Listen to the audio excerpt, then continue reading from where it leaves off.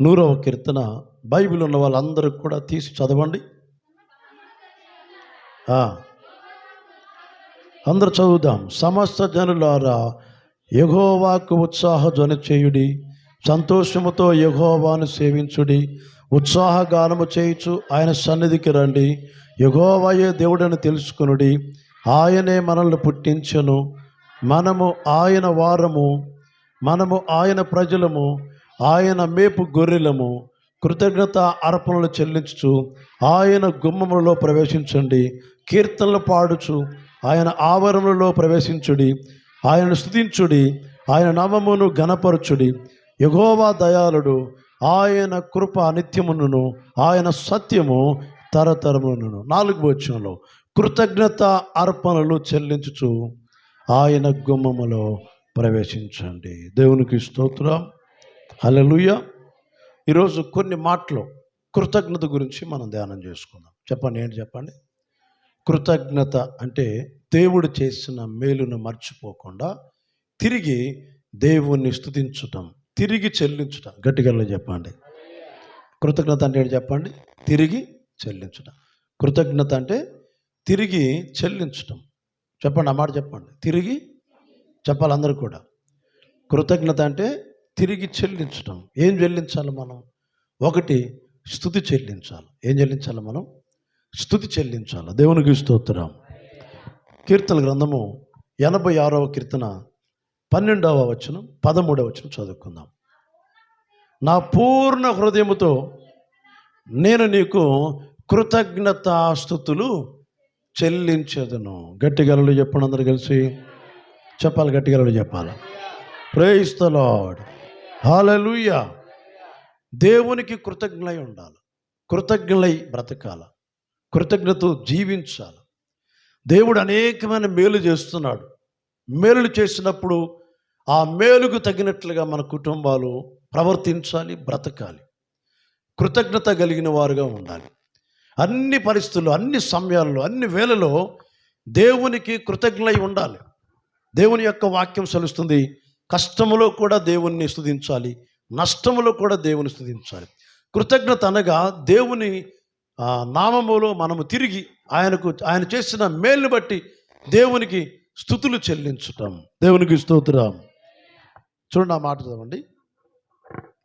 నా పూర్ణ హృదయముతో నేను నీకు కృతజ్ఞతాస్తుతులు చెల్లించదును, నీ నామమును నిత్యము మహిమపరచదును. నా ఎడల నీవు చూపిన కృప అధికమైనది, పాతాళపు అగాధము నుండి నా ప్రాణమును తప్పించి ఉన్నావు గనుక నీకు స్తోత్రం. 2 చేతుల పైకి లేపి గట్టిగా చెప్తాను కలిసి. దేవునికి ఎటువంటి కృతజ్ఞత చెల్లించాలంటే పాతాళము నుండి, నరకము నుండి, పాపము నుండి, శాపము నుండి తప్పించిన దేవుడు మనల్ని. అందుకని దేవునికి ఏం చెల్లించాలా? దేవునికి కృతజ్ఞతలుగా స్తుతులు చెల్లించాలి. అందుకే మిమ్మల్ని స్తుతించమని చెప్తాను నేను. గట్టిగా స్తోత్రం చెప్పండి అందరూ కూడా. ఏం చెల్లించాలి మనము? మొట్టమొదటిగా దేవునికి స్తుతి చెల్లించాలి. ఏం చెల్లించాలి చెప్పండి? స్తోత్రం అని చెప్పలేరా? గట్టిగా గట్టిగా చెప్పండి అందరూ కూడా. ఏం చెల్లించాలి యేసయ్యకి? చెప్పండి గట్టిగా, చెప్పండి గట్టిగా మాట, గట్టిగా చెప్పాలి. గట్టిగా స్తోత్రం, స్తోత్రం.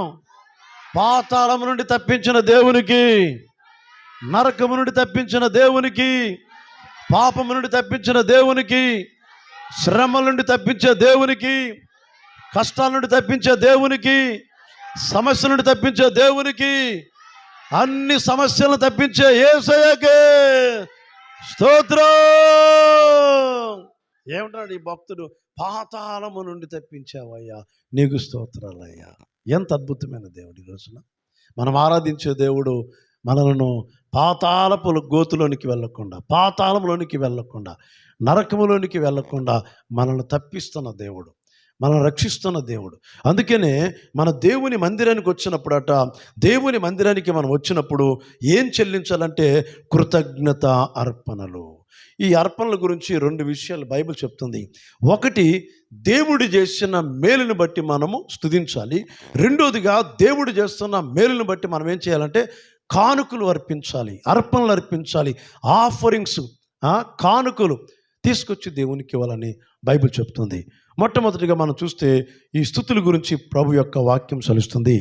దేవుని యొక్క వాక్యం మనం చూస్తే కీర్తనల గ్రంథంలో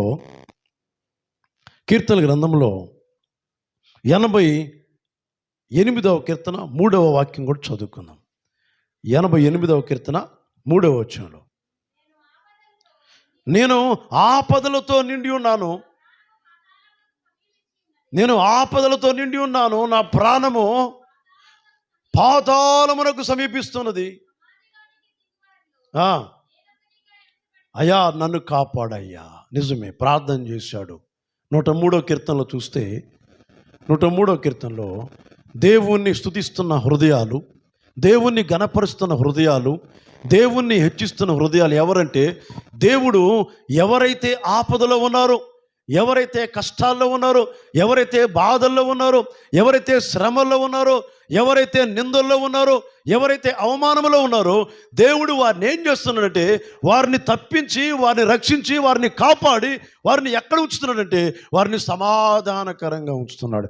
అప్పుడు దేవుడు వారికి చేసిన మేలుని బట్టి మనం ఏం చేయాలంటే దేవునికి స్తోత్రం చెల్లించాలా. స్తుతి చెల్లించకుండా మనం ఉండలేమండి. దేవుడు ప్రతిరోజు కూడా మన పట్ల మేలు చేస్తున్నాడు, అద్భుతాలు చేస్తున్నాడు, ప్రతిరోజు కాపాడుతున్నాడు. ప్రతిరోజు నువ్వు బయటికి వెళ్తున్నప్పుడు ప్రమాదం నుంచి తప్పిస్తున్నాడు. నువ్వు ఏ స్థలానికి వెళ్ళినా, ఎక్కడికి వెళ్తున్నా, ఏ పని చేస్తున్నా ప్రమాదం రాకుండా, అపాయం రాకుండా, కీడు రాకుండా నిన్ను కాపాడుతున్న దేవునికి నువ్వేం చెల్లించాలంటే దేవానికి స్తోత్రం. నేను చెప్తున్నా కానీ మీరు గట్టిగా చెప్పలేకపోతున్నా. గట్టిగా చెప్పండి అందరు కలిసి, 2 చేతులు పైకి లేపి. ప్రయాణంలో కాపాడుతున్నావయ్యా, చెప్పండి గట్టిగా. ఉద్యోగంలో కాపాడుతున్నావయ్యా, డ్రైవింగ్లో కాపాడుతున్నావయ్యా, పని దగ్గర కాపాడుతున్నావయ్యా, వ్యాపారంలో కాపాడుతున్నావయ్యా. చూడండి, నువ్వు వెళ్ళే ప్రతి స్థలములో నిన్ను కాపాడుతున్న దేవునికి నువ్వేం చెల్లించాలంటే స్తోత్రం చెల్లించాలా. ఎంతమంది చనిపోట్ల ప్రమాదంలో, ఎంతమంది అనేక విధాలుగా పాములు కరిచి ప్రమాదకరమైన పరిస్థితుల్లో. ఈ రోజున దేవుడు మనల్ని కాపాడుతున్న దేవునికి మనం ఏం చెల్లించాలంటే మందిరానికి వచ్చి, దేవా నన్ను కాపాడుతున్నవయ్యా నీకు స్తోత్రం అని చెప్పాలి. ఏం చెప్పాడు యేసయ్య కీర్తనకారుడు ద్వారా? దావీదు గారు ఏం రాయించాడు? ఆ కృతజ్ఞత అర్పణలు చెల్లించుచు ఆయన గుమ్మములో ప్రవేశించండి, ఆయన మందిరములో ప్రవేశించండి. దేవునికి స్తోత్రం. మందిరంలోకి వచ్చిన తర్వాత ఏం చేయమన్నాడు? పాటలు పాడమన్నాడు. గట్టిగా చెప్పండి. పాటలు పాడమన్న తర్వాత మరలేం చెప్పాడు? స్తుతించమన్నాడు. 1 మందిరంలో ప్రవేశించమన్నాడు, 2 పాటలు పాడమన్నాడు, 3 స్తుతించమన్నాడు. స్తుతి అంటే అది ధూపం, స్తుతిస్తూనే ఉండాలి. స్తోత్రం స్తోత్రం చెప్పండి అందరు కూడా. పాటలు పాడటం అంటే పాటలు అయిపోయిన తర్వాత ఏం చేయాలి? సంఘం అంతా కలిసి స్తోత్రం చెల్లించాలి. దేవా మమ్మల్ని కాపాడుతున్నావయ్యా, మా ప్రయాణములు కాపాడుతున్నావు. ఈ రోజున దేవుడు మనల్ని ఎంతగానో కాపాడుతున్నాడు. అందుకని దేవునికి ఏం చెల్లించాలంటే కృతజ్ఞతగా స్తుతులు చెల్లించాలి. రెండోదిగా అర్పణలు చెల్లించాలి. అంటే మన కానుకలు చెల్లించే హృదయాలుగా ఉండాలి. దేవునికి స్తోత్రం. Praise the Lord. హల్లెలూయా. చదవండి 103వ కీర్తన మొదటి నుంచి 4 వచనాలు చదవండి ఒకసారి. సమాధిలో నుండి 103వ కీర్తన మొదటి వచనం నుంచి, నా ప్రాణమా యెహోవాను సన్నిధించుము, నా అంతరంగమునున్న సమస్తమా ఆయన పరిశుద్ధ నామమును సన్నిధించుము, నా ప్రాణమా యెహోవాను సన్నిధించుము, ఆయన చేసిన ఉపకారములో దేనిని మరువకము. గట్టిగా చెప్తాం అందరికీ. యేసయ్య చేసిన ఉపకారములో దేనిని మర్చిపోకూడదు. మరవకండి, మర్చిపోయే విశ్వాసగా ఉండకండి. నిరంతరం జ్ఞాపకం చేసుకోవాలి. ప్రతిరోజు నిన్ను కాపాడుతున్నాడు, ప్రతిరోజు నిన్ను రక్షిస్తున్నాడు. దేవుడు చేసిన మేలులు మర్చిపోయారో మీరు కృతజ్ఞత లేనివారని అర్థము. దేవుడు చేసిన మేలులు మర్చిపోయావో కృతజ్ఞత లేనివారని అర్థం. అందుకనే మనం మర్చిపోవద్దు, దేవుడు చేస్తున్న మేలులు మర్చిపోవద్దు. నీ బిడ్డల పక్షాన దేవుడు ఎన్నో మేలు చేస్తాడు. నీ భర్త పక్షాన, నీ భార్య పక్షాన, నీ బిడ్డలను కాపాడుతూ, నీ భర్తను కాపాడుతూ, నీ భార్యను కాపాడుతూ, నీ కుటుంబాన్ని కాపాడుతున్న దేవుణ్ణి మర్చిపోకుండా దేవుడు చేస్తున్న మేలులు జ్ఞాపకం చేసుకొని మనం ఏం చెల్లించాలంటే స్తోత్రం. ఏం చెల్లించాలమ్మా? గట్టిగా స్తోత్రం చెప్పండి అందరూ కలిసి. గట్టిగా స్తోత్రం చెప్దాం అందరం కలిసి. ప్రైజ్ ది లార్డ్, హల్లెలూయా. దేవుడు నీకు మేలు చేసేవాడు, కీడు తప్పించేవాడు, అపాయము తప్పించేవాడు, శ్రమలు తప్పించేవాడు. దేవుడు తప్పించి నేనేం చేస్తున్నానంటే ఆయనను స్తుతించే వ్యక్తిగా చేస్తున్నాడు. ఆయన సన్నిధికి వచ్చి మనం ఏం చెల్లించాలంటే దేవునికి కృతజ్ఞతలు తెలియచేయాలి. దేవా, నన్ను కాపాడుతున్నావయ్యా, నన్ను రక్షిస్తున్నావయ్యా, నాకు తోడుగా ఉంటున్నావయ్యా, అందును బట్టి నీకు స్తోత్రమని స్తుతి చెల్లించాలి. ఏం చెల్లించాలా? చాలామంది సంఘాలలో కాదండి, అనేక ప్రాంతాల్లో, అనేక స్థలాల్లో చాలామంది కృతజ్ఞత లేని వాళ్ళు ఉంటారు. దేవుడు మేలు చేస్తేనే సంతోషంగా స్తుతిస్తూ ఉంటారు, ఆరాధిస్తూ ఉంటారు. నష్టములు కూడా దేవుణ్ణి స్తుతించాలి. బైబిల్లో మనం యోబు గారిని చూస్తే యోబు గ్రంథం 1వ అధ్యాయంలో 1 నుంచి మనం చూస్తే కొన్ని విషయాలు ఉంటాయి. అక్కడ చూడండి, యోబు గ్రంథము 1వ అధ్యాయము. ఊజు దేశమందు యోబు అని ఒక మనుషుడు ఉన్నాడు. అతడు యథార్థవంతుడు, న్యాయవంతుడై ఉన్నాడు, దేవుని యందు భయభక్తులు గలవాడై చెడుతనమును విసర్జించినవాడు. అతనికి 7 కుమారులు, 3 కుమార్తెలు. అతనికి 7,000 గొర్రెలు, 3,000 ఒంటెలు, 500 జతల ఎడ్లు, 500 ఆడగాడిదలు కలిగి బహుమంది పనివారు కలిగి అతనికి ఆస్తి బహుగా ఉండెను. తూర్పు దిక్కు దేశ జనులందరిలో అతడే గొప్పవాడు. చూడండి, గొప్ప ధనవంతుడు, ఐశ్వర్యవంతుడు, గొర్రెలు, మేకలు, ఒంటెలు కలిగి, గాడిదలు కలిగి, పని మంది కలిగిన వారిని దేవుడు అతన్ని ఆశీర్వదించాడు. ఆయనకి ఎంత సంతోషం ఉంటుంది చెప్పండి? ఎంత సంతోషం అంటే చాలా సంతోషం ఉంటుంది. ఒక దినాన అతను గొర్రెలు, మేకలు, ఎద్దులు, మందలు అవన్నీ కూడా కోల్పోయాడు. శత్రువులు వచ్చి తీసుకొని వెళ్ళిపోయారు, పిల్లలు చనిపోయారు, చివరకు తన స్నేహితులు వదిలిపెట్టారు, బంధువులు వదిలిపెట్టారు, కుటుంబ సభ్యులందరూ కూడా దూరంగా ఉన్నారు. అతనికి వచ్చిన రోగము అరికాలు మొదలుకొని తల వరకు ఒకటే రోగం ఉండేది. చిల్లపెంకు పెట్టి గోక్కునేవాడు, ఎక్కడ కూడా పట్టుకునే స్థలం లేదు. శరీరం అంతా ఊడిపోతుంది, రసగారుతుంది. ఎంత బాధాకరం విషయంలో చూడండి. ఆస్తిపరుడిగా ఉన్నాడు, ధనవంతుడిగా ఉన్నాడు, చాలా సంతోషంగా ఉన్నాడు, దేవుణ్ణి బాగా స్తుతించాడు. అలాగనే నష్టములో కూడా యోబు దేవుణ్ణి అలాగే స్తుతించాడు. గొర్రెలు కోల్పోయినా, మేకలు కోల్పోయినా, ఆస్తి కోల్పోయినా, చివరికి అతనికి రోగం వచ్చినప్పుడు కూడా దేవుణ్ణి స్తుతించడం మానలేదు.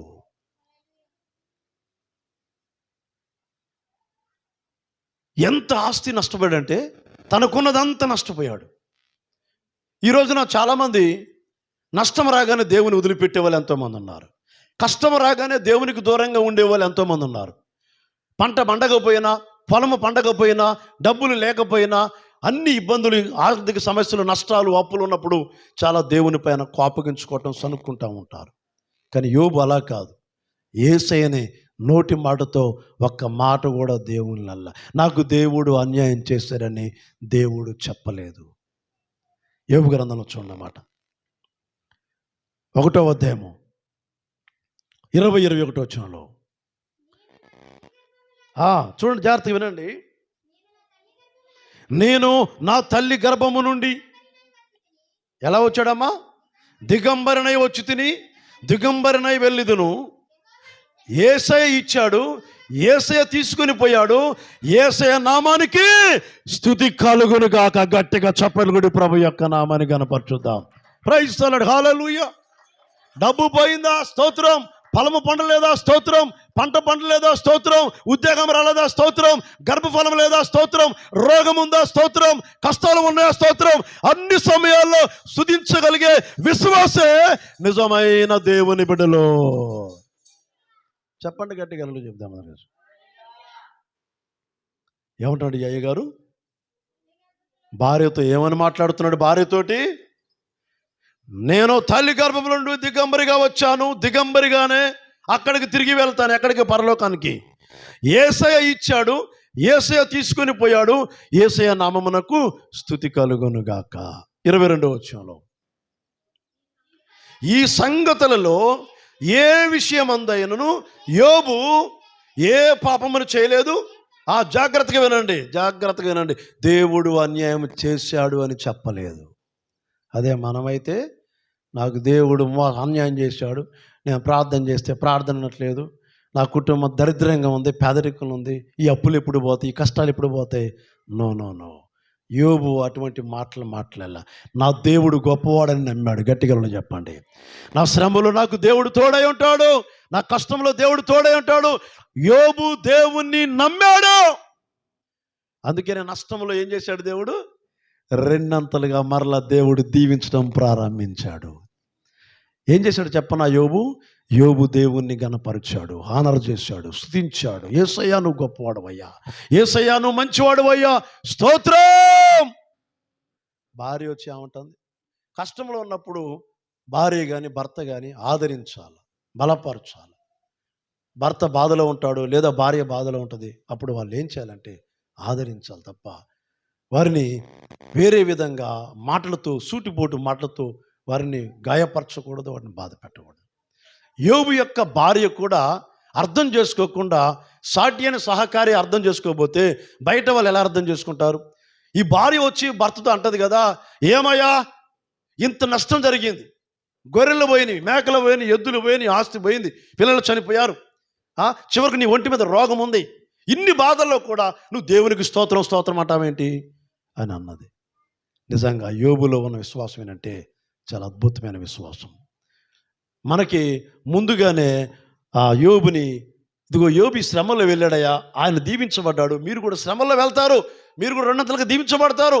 మన ముందు యోబుని పెట్టాడు, ఒక మాదిరికరంగా, ఒక మార్గదర్శిగా పెట్టాడు. యోబు భార్య వచ్చి తిడతా ఉంటుంది, యథార్థతను వదిలిపెట్టవా, యేసయ్యను విడిచిపెట్టవా, సంఘాన్ని వదిలిపెట్టవా, మందిరాన్ని వదిలిపెట్టవా, ఏం జరుగుతుంది మనకు? నష్టమే, అంతా నష్టమే జరిగింది కదా. ఇక దేవుడు వద్దు, ప్రార్థన వద్దు, మందిరం వద్దు, దేవుణ్ణి దూషించి నువ్వు చచ్చిపో అంటుంది. యోబు గారు ఏమన్నాడు దానికి? ఆమె చెప్పినటువంటి ప్రశ్నలకు యోబు గారు జవాబిస్తున్నాడు. ఏం జవాబిస్తున్నట్టు? అమ్మా, దేవుడు దీవించింది ఆయనే కదా, తల్లి గర్భంలో నిర్మించింది ఆయనే కదా, మనల్ని కాపాడేది ఆయనే కదా.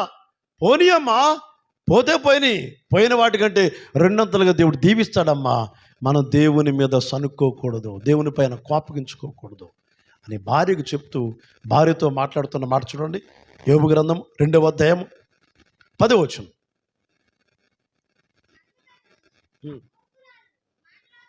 యోబు ఏమంటున్నాడు భార్యతోటి? మూర్ఖురాలు మాట్లాడుతున్నట్లు మాట్లాడుతున్నావు, మనము దేవుని వలన మేలు అనుభవించుదామా, కీడును కూడా అనుభవించడానికి తగిన వారము కాదా? కీడును కూడా అనుభవించాలి. ఈ సంగతులలో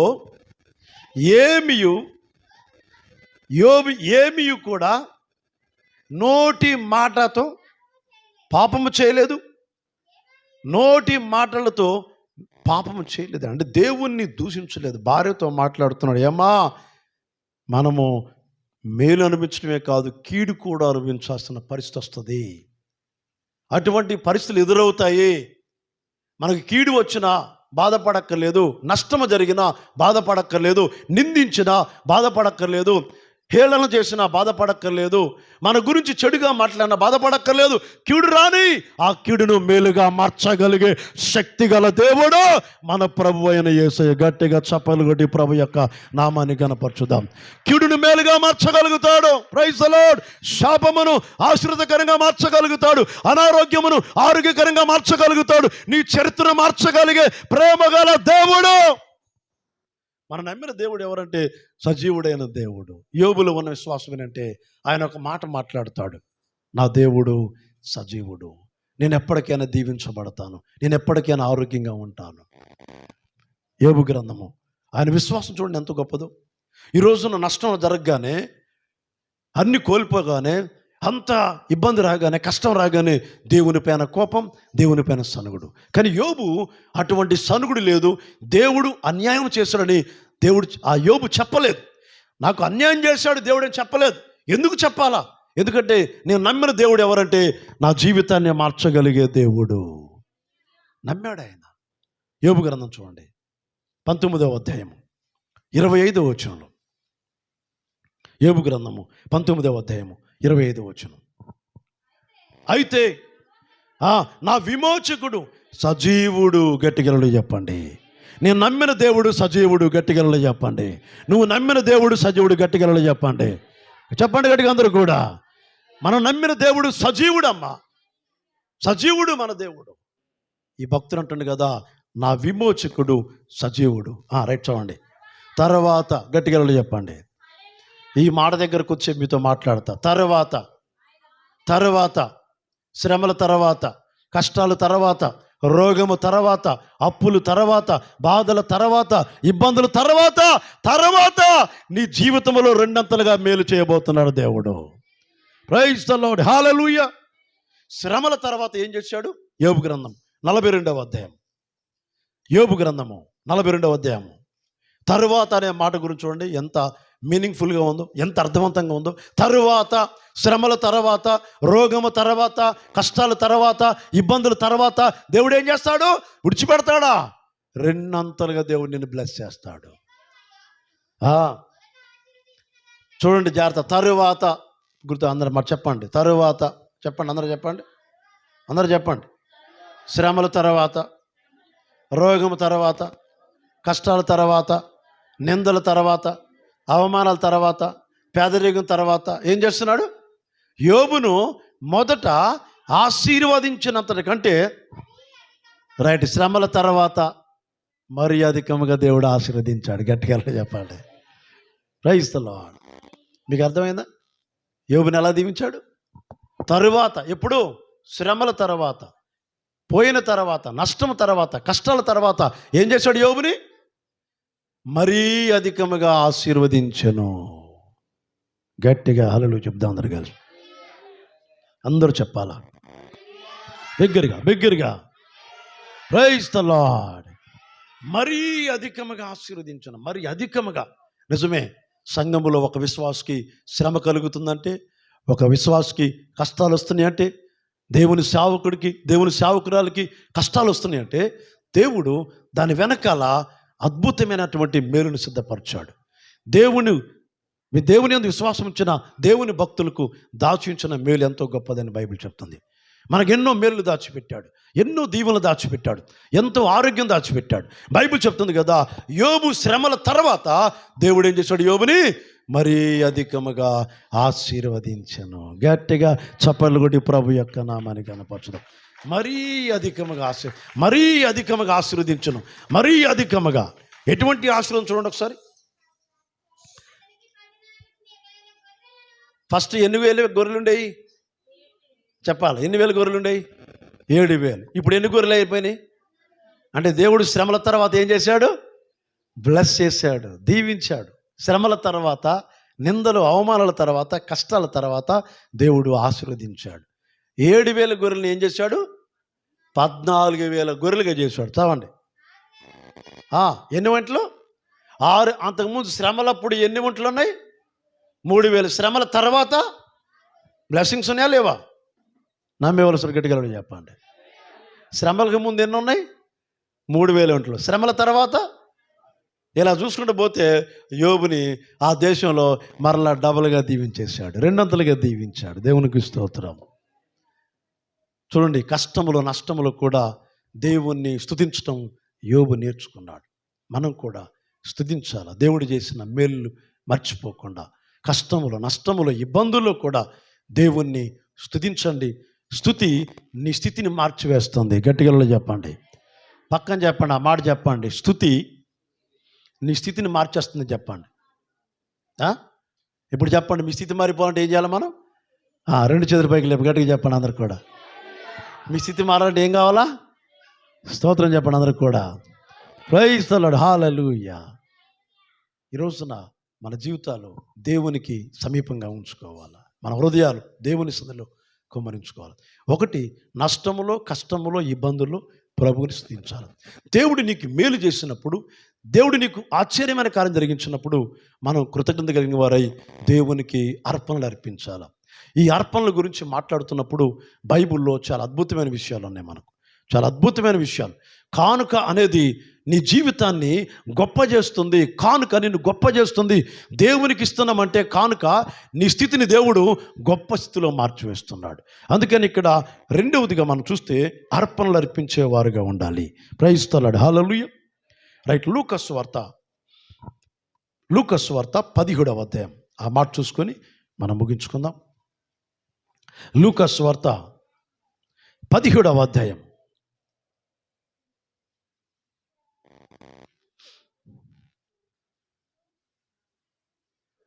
లూకాసు వార్త 17వ అధ్యాయము 12 వచ్చి చదువుకుందాం. లూకాసు వార్త. ఆయన ఒక గ్రామములోనికి వెళ్ళుచుండగా 10 మంది కుష్ఠరోగులు ఆయనకు ఎదురుగా వచ్చి, జాగ్రత్తగా వినాలి, నా వైపు చూడండి అందరు. నేను చదువు నా వైపు చూస్తా ఉన్నాండి. రైట్.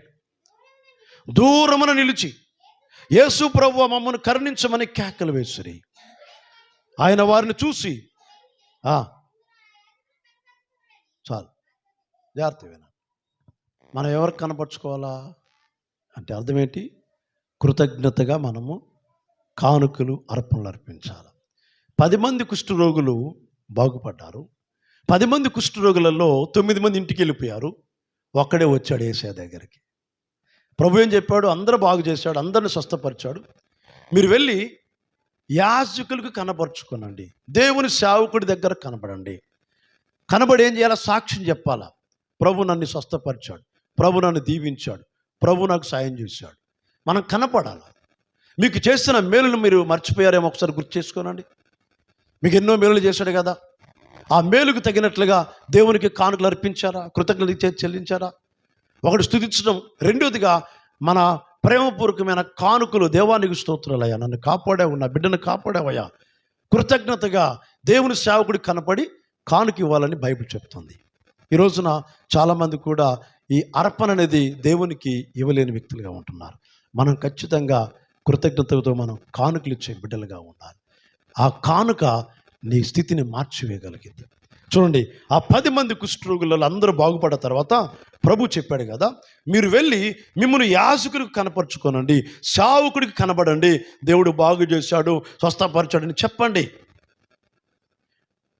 వారు వెళ్ళుచుండగా శుద్ధులైరి. వారిలో ఒకడు తనకు స్వస్థత కలుగుట చూసి గొప్ప శబ్దంతో దేవుణ్ణి మహిమపరుస్తూ తిరిగి వచ్చి, గట్టిగా చెప్పండి, తిరిగి వచ్చే విశ్వాసిగా ఉన్నావా? తిరిగి వచ్చే సంఘబిడ్డగా ఉన్నావా? తిరిగి రావాలి. దేవుడికి మేలు చేసినప్పుడు తిరిగి వచ్చి, దేవుడు నాకు ఈ మేలు చేశాడు, దేవుడు నాకు ఈ కష్టాన్ని తప్పించాడు, దేవుడు నాకు ఈ అపాయాన్ని తప్పించాడు, దేవుడు నన్ను ఎంతో కాపాడాడు. అటువంటి విశ్వాసం, అటువంటి సమర్పణ, అటువంటి త్యాగం, అటువంటి కృతజ్ఞత కలిగిన వారు. కృతజ్ఞత కలిగి ఉండటం వేరు, కృతజ్ఞతతో బ్రతకటం వేరు. ఈ రోజున మన దేవుడు మనతో మాట్లాడుతున్నాడు. కృతజ్ఞతతో బ్రతకాలి జీవితాంతం కూడా. దేవానికి స్తోత్రాలయ్యా. తిరిగి వచ్చే విశ్వాసగా ఉండాలి. ఈ కుష్ఠరోగులలో 10 మందిలలో 9 మంది ఇంటికి వెళ్ళిపోయారు. ఒకడు వచ్చి, నువ్వు ఎందుకు వచ్చావా? నువ్వు ఒక్కడే వచ్చావు, మరి మిగతా 9 మంది ఎక్కడంటే, ప్రభువా నాకు కలిగినటువంటి స్వస్థం చూసి నేను స్తుతించకుండా ఉండలేనయ్యా, నిన్ను ఘనపరచకుండా ఉండలేను, నేను మహిమపరచకుండా ఉండలేను, అందుకే నేను తిరిగి వచ్చాను నీ దగ్గరికి. తిరిగి వచ్చే విశ్వాసం ఎవరంటే కృతజ్ఞత కలిగిన వాళ్ళు. Praise the Lord. చదువు నా మాట ఒకసారి. ఏం చెల్లించారు? ఒకసారి మిమ్మల్ని అందరం కాపాడేట్టుగా దేవుడు గట్టిగా స్తోత్రం చెప్పండి. కాపాడాడు కదా. మీరు బ్రతికున్న వాళ్ళ చచ్చిపోయిన వాళ్ళ?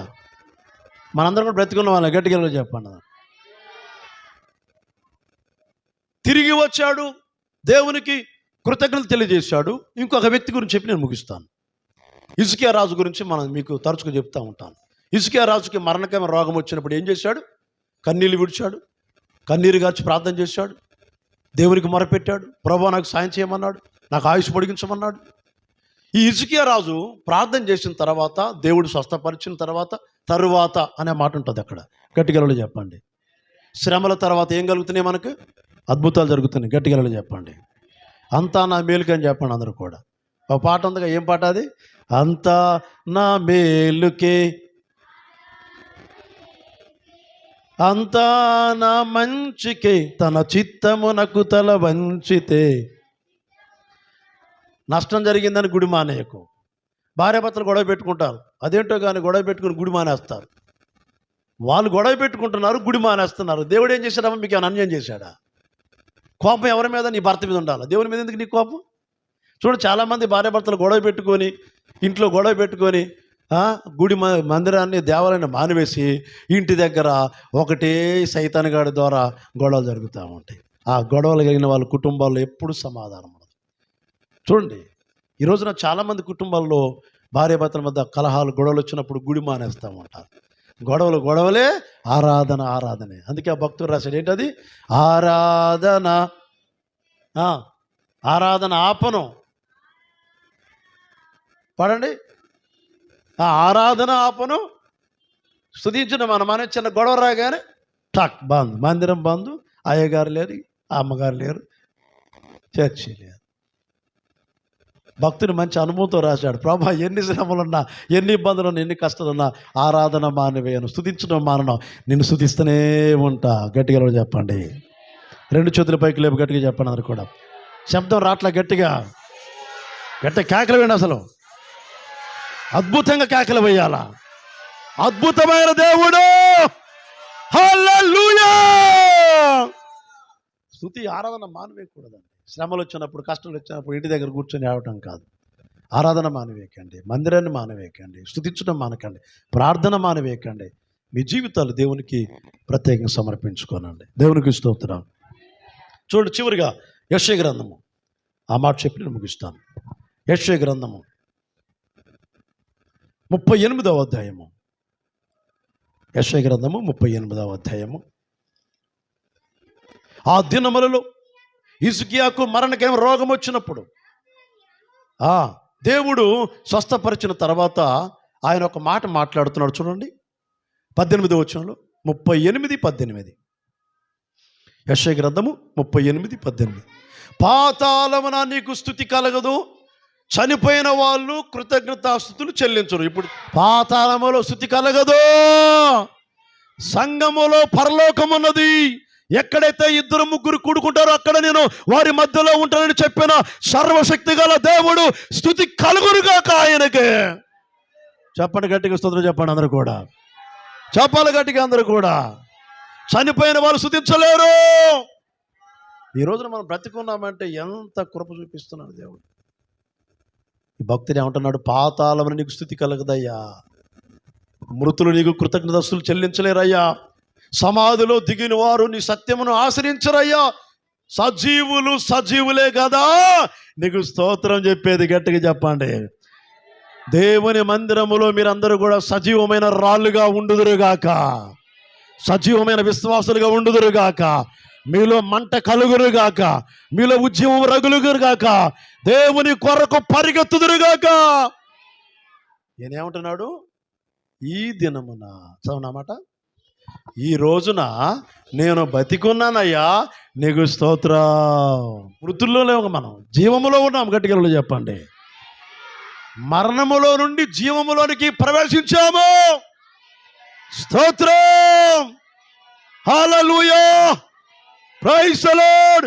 ఈ దినమున నేను సజీవుడినై నిన్ను స్తుతించుచున్నానయ్యా. Praise the Lord. 20వ వచనంలో, మన జీవిత దినములన్నీ యేసయ్య మందిరములో తంతి వాద్యములతో వాయించుదుముగాక. ఈ దినమున, చెప్పండి ఆ మాట చెప్పండి. ఈ దినమున నేను సజీవుడినై, సజీవురాలనై ఉన్నానయ్యా, అంతా నీ కృపే.